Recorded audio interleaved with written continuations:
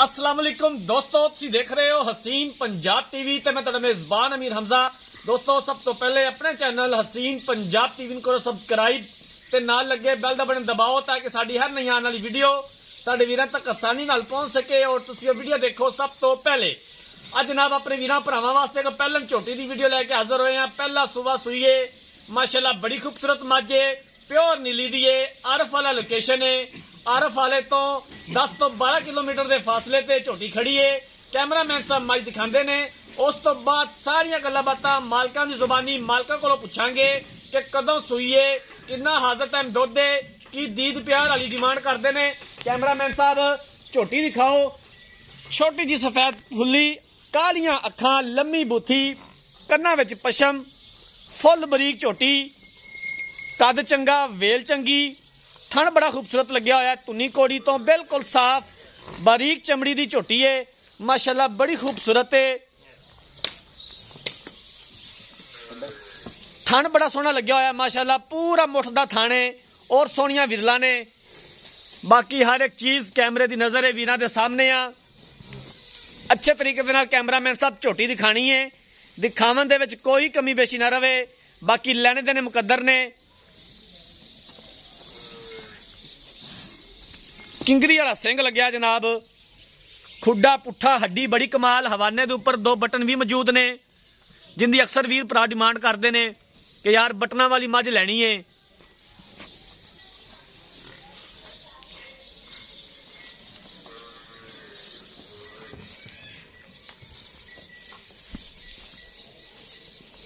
पीछे कट्टी है जी, कट्टी माशाल्लाह जी, पीछे कट्टी है और कट्टी बड़ी खूबसूरत है। बल्ला मत्था कट्टी दा, चिट्टियां अखां ने, पिछले दोवें खुर सफेद ने, माशाल्लाह बड़ी खूबसूरत कट्टी है। पीछे नीली बाहर दे जानवर अपने वीरां भरावां नूं दिखाई दे ने, नीली दा शौक पूरा करवाईदा है। कोशिश करी दी है कि अच्छे तो अच्छा जानवर अपने वीरां भरावां नूं दिखा सकीए। बाकी लैने देने मुकद्दर ने। धुनी दा निशान तक नहीं आया झोटी नूं और बूथी इन्नी लम्मी कि कच दे गिलास च पानी पीवेगी।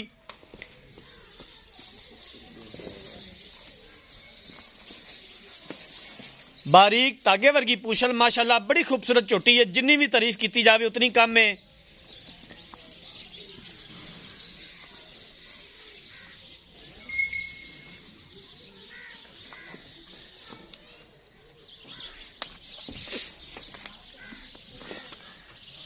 कैमरामैन साहब तुसी झोटी दिखाओ ते मैं मालकां दे कोलों सारी गलबात पुछ लेना।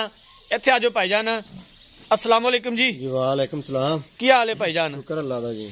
झोटी जिहड़ी कैमरामैन साहब दिखा रहे ने, हां जी भाईजान, किनवा सुवा सुई है ते कदों सुई है? पहलन सुई है ते 5वें तो 6वां दिन सुई नु है। 5वें तो 6वां दिन सुई नूं ते पहला सुवा सुई है। हां जी। हाजर टाइम कितना दुध सानू चवाओगे? 2 टाइम दा। बच्चे नु छड़ के 12 किलो दूध चवावांगे जी आपा। बच्चे नु छड़ के 12 लीटर दुध चवाओगे? हां जी। कोई छट्टा फुहार, कोई किसी किस्म दा मसला मसाइल? कोई परेशानी नहीं है थाना च, कोई मामला होवे तो जिम्मेदार होना। बेहतर हो गया जनाब, ठीक हो गया। किन्ना मुੱਲ है, किन्नी इहदी डिमांड है दीद प्यार वाली? ये 2,95,000 रुपया। 2,95,000 रुपया। हां जी। इहदे विचों कराया तो दीद प्यार हो जाएगा? हां जी, वो दूध प्यार हो जाएगा भरावां नाल जी, ठीक हो गया। लो जनाब, मालक दियां गल्लां बातां सुन लईयां ने। पहला सुवा झोटी सुईए, 5 तो 6 दिन हो गया सुई नूं, पिछे कट्टीए, 12 किलो हाजर टाइम दुध मौजूद है झोटी दे कोले। 2,95,000 रुपये की डिमांड की है। दीद प्यार हो जाएगा और असीं इंशाअल्लाह ताला करवावांगे जिथों तक हो सकिया।